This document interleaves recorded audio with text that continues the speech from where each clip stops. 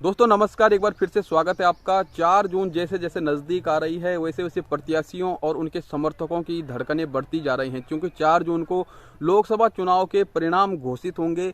उत्तराखंड की 5 लोकसभा सीट पर प्रथम चरण के मतदान के अंतर्गत 19 अप्रैल को मतदान हो गया था और तब से लेकर के जैसे जैसे एक एक दिन बीत रहा है, 4 जून नज़दीक आ रहा है, वैसे वैसे प्रत्याशियों की दिलों की धड़कन बढ़ती चली जा रही है। और जो तमाम लोग हैं जिनकी नज़र इन चुनावों पर बनी हुई है, उन्हें भी एक उत्साह है कि किस प्रकार के परिणाम सामने आएंगे। टिहरी लोकसभा सीट से बॉबी पंवार ने और गढ़वाल लोकसभा सीट से गणेश गोदियाल ने उत्तराखंड की राजनीति में एक नई दिशा दी है इस बार। और इन दोनों लीडरों ने जिस प्रकार से स्थानीय मुद्दों के साथ इस चुनाव को लड़ा है, वो कहीं ना कहीं काबिले तारीफ है, क्योंकि लोकसभा जैसे बड़े चुनाव से सदैव ही स्थानीय मुद्दों को दूर ही देखा जाता था। लेकिन इस बार मोदी लहर के बावजूद और भारतीय जनता पार्टी के पोस्टरों पर मोदी जी की बड़ी बड़ी तस्वीरों के बावजूद जो इन्होंने स्थानीय मुद्दों को चुना है, वो स्थानीय मुद्दे वास्तव में चुनाव के दौरान होने चाहिए, क्योंकि वोटर स्थानीय हैं और स्थानीय वोटरों को, मतदाताओं को सबसे पहले अपने आसपास क्या कुछ है, क्या कुछ कमियां हैं, क्या कुछ आवश्यकताएं हैं, क्या कुछ उनकी ज़रूरतें हैं, उसी के मद्देनज़र इस चुनाव में अपनी भागीदारी निभानी चाहिए। टिहरी लोकसभा सीट से जिस प्रकार से बॉबी पंवार एक निर्दलीय प्रत्याशी के तौर पर एक 26 साल का युवा पहली बार चुनाव के मैदान में आता है और अच्छे अच्छे दिग्गजों के छक्के छुड़ाने में कोई कोर कसर नहीं छोड़ता है। किस प्रकार से वो प्लानिंग करता है, गांव-गांव जाता है, हर बूथ तक पहुंचता है, लोगों से संपर्क साधता है और हर किसी के हक की बात करता है, स्थानीय मुद्दों को उठाता है और मुद्दों पर बात करता है। दोस्तों, वीडियो में आगे बढ़ने से पहले एक छोटी सी रिक्वेस्ट है, वीडियो को अधिक से अधिक शेयर कीजिएगा, लाइक कीजिएगा, कमेंट करके अपने विचारों को हम तक जरूर पहुंचाइएगा। और यदि अभी तक चैनल को सब्सक्राइब नहीं किया है तो चैनल को सब्सक्राइब भी अवश्य कीजिएगा। बॉबी पंवार, जिन्हें मैं लगातार कवर कर रहा था, उनकी रैलियों को देख रहा था, उन्हें समझने का प्रयास कर रहा था, तो बॉबी पंवार ने भी कहीं ना कहीं उत्तराखंड की राजनीति में एक नई जान फूंकी है। और उत्तराखंड के जो वास्तविक मुद्दे हैं, जो क्षेत्रीय मुद्दे हैं, स्थानीय लोगों के मुद्दे हैं, उन्हें बॉबी पंवार ने एक बार फिर से जीवंतता दी है।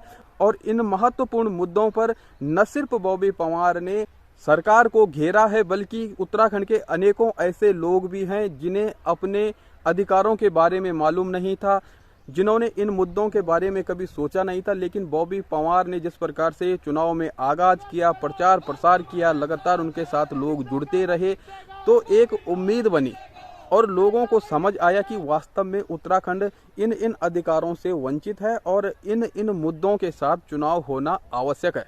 चाहे वो टिहरी डैम की रॉयल्टी की बात हो, उत्तर प्रदेश को मिलने वाला 25% हिस्सेदारी की बात हो, बॉबी पंवार ने हर एक मुद्दे को छेड़ा। उन्होंने ओबीसी के लिए भी आवाज़ उठाई। जिस प्रकार से राज्य के कई समुदायों को ओबीसी मिली, लेकिन राज्य के अनुसार मिली, और यदि वो केंद्र के द्वारा वो ओबीसी लागू हो तो उसमें अधिक लाभ प्राप्त होगा। बॉबी पंवार ने भी इन मुद्दों को काफ़ी दृढ़ता से उठाया। उन्होंने भू कानून, मूल निवास 1950, भर्ती में जो घोटाले होते हैं उससे संबंधित मुद्दों को, अंकिता भंडारी हत्याकांड मुद्दे को, अग्निवीर मुद्दे को और तमाम प्रकार के जो मुद्दे थे वो अपने चुनाव प्रचार प्रसार में उठाते रहे और जनता का ध्यान उन मुद्दों पर खींचते रहे। उत्तराखंड बेरोजगार संघ के अध्यक्ष के नाते बॉबी पंवार ने जिस प्रकार से इस चुनाव में जान फूंकी और जिस तरह से वो लगातार भ्रमण पर रहे, जनसंपर्क में रहे, तो कहीं ना कहीं उन्होंने भविष्य के लिए, चुनाव लड़ने के लिए अन्य प्रत्याशियों को भी एक प्रेरणा दी है। और उनसे प्रेरित होकर भविष्य में अब अनेकों लोग स्थानीय मुद्दों के साथ चुनाव लड़ना चाहेंगे और बॉबी पंवार का एग्जाम्पल फिट करेंगे। बॉबी पंवार को रानी माला राज्य लक्ष्मी शाह के प्रति लोगों की नाराजगी का भी कुछ फायदा जरूर मिला है। माला राज्य लक्ष्मी शाह जो लगातार 3 बार की सांसद रही, निवर्तमान सांसद हैं और कहीं ना कहीं एंटी इनकम्बेंसी का उन्हें सामना करना पड़ा। हालांकि हम ये नहीं कहते हैं कि माला राज्य लक्ष्मी शाह कमज़ोर हैं, वो हार रही हैं, क्योंकि माला राज्य लक्ष्मी शाह अभी भी भारतीय जनता पार्टी के प्रत्याशी के रूप में टिहरी लोकसभा सीट से उनके जीतने की संभावना सबसे अधिक है। और बॉबी पंवार उन्हें कितनी चुनौती दे पाते हैं, ये देखने वाली बात होगी। 4 जून को सब स्पष्ट हो जाएगा। हालांकि हर किसी ने अपना अपना अनुमान लगाया, हर किसी ने बॉबी पंवार के पक्ष में कितने वोट पड़े, रानी के पक्ष में कितने वोट पड़े, ये अंदाज़ा जरूर लगाया है। लेकिन परिणाम क्या आते हैं ये देखने वाली बात होगी, क्योंकि बड़ा चुनाव है। किन्हीं विधानसभाओं से बॉबी पंवार आगे नजर आए, किसी विधानसभा से रानी आगे नजर आई, कहीं कहीं पर कांग्रेस को भी अच्छे खासे % वोट मिले हैं। तो देखना होगा कि किस प्रकार से ये चुनाव आगे जाता है। और एक बात आपको और बता दें, रानी माला राज्य लक्ष्मी शाह को जो भारतीय जनता पार्टी की प्रत्याशी हैं, जिन जिन विधानसभाओं से उन्हें वोट अधिक मिले हैं, उन विधानसभाओं में वोटरों यानी मतदाताओं की संख्या भी अधिक है। और बॉबी पंवार जिन जिन विधानसभाओं से उनका मत प्रतिशत अधिक रहा है, वहां पर मतदाताओं का प्रतिशत यानी उनकी संख्या कम है। तो देखना होगा कि किस प्रकार से मुकाबला जाता है। क्लोज रहता है कि रानी एक तरफा जीतती है, या फिर बॉबी पंवार कुछ वोटों से जीतते हैं, या फिर रानी कुछ वोटों से जीतती है।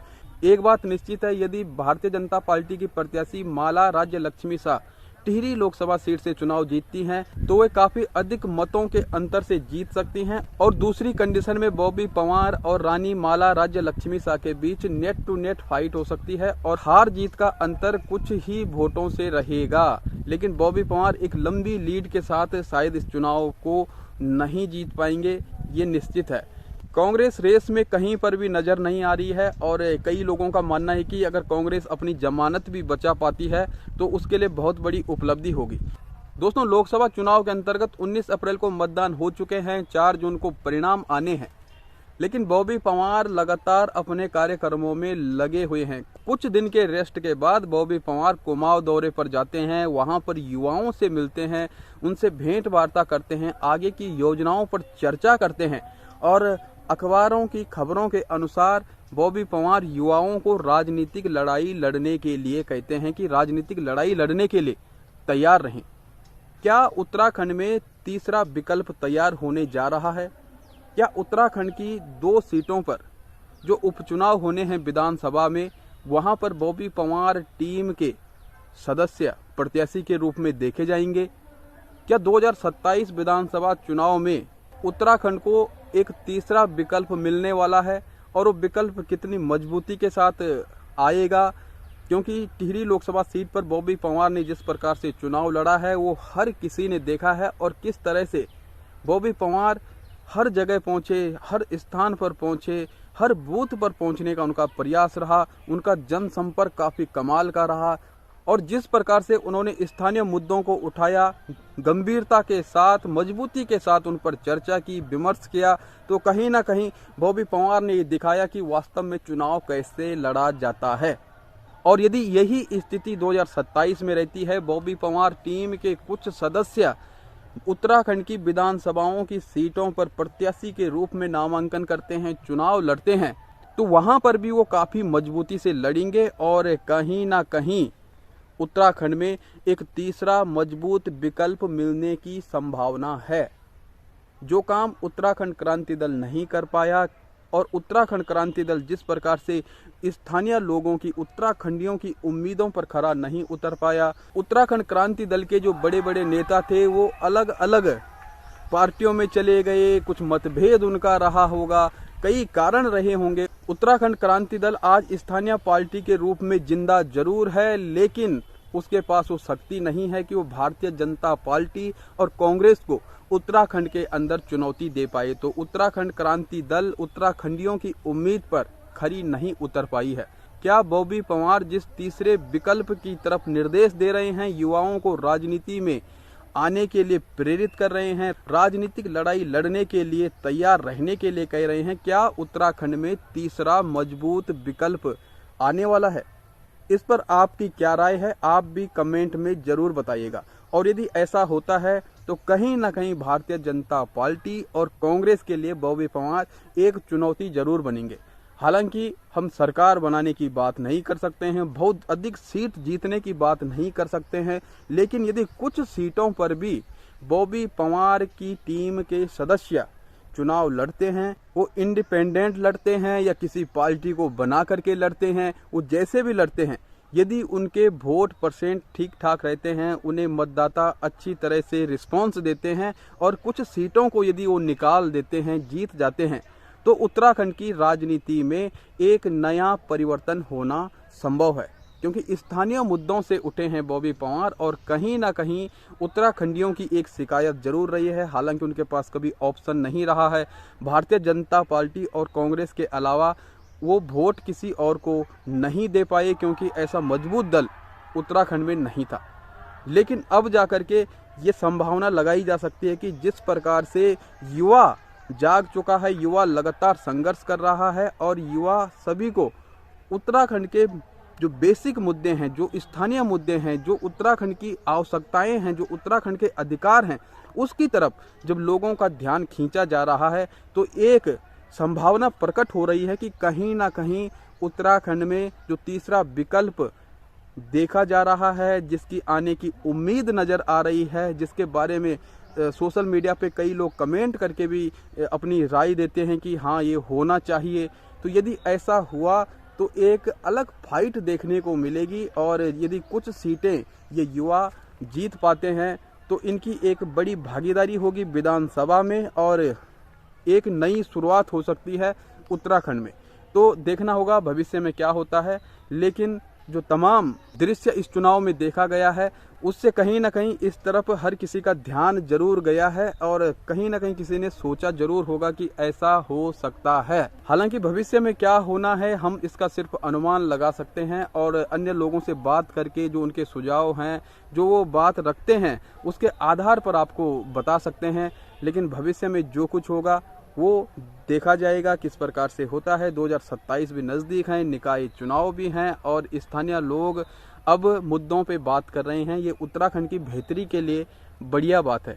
अंकिता भंडारी हत्याकांड मामला हो, मूल निवास हो, भू कानून हो, तमाम प्रकार के मुद्दे हैं जिस पर ये चुनाव लड़ा गया बॉबी पंवार के द्वारा, गणेश गोदियाल के द्वारा।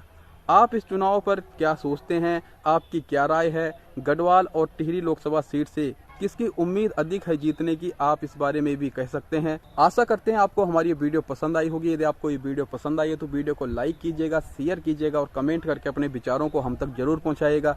यदि आप चैनल पर नए हैं या फिर अभी तक चैनल को सब्सक्राइब नहीं किया है तो चैनल को सब्सक्राइब भी अवश्य कीजिएगा।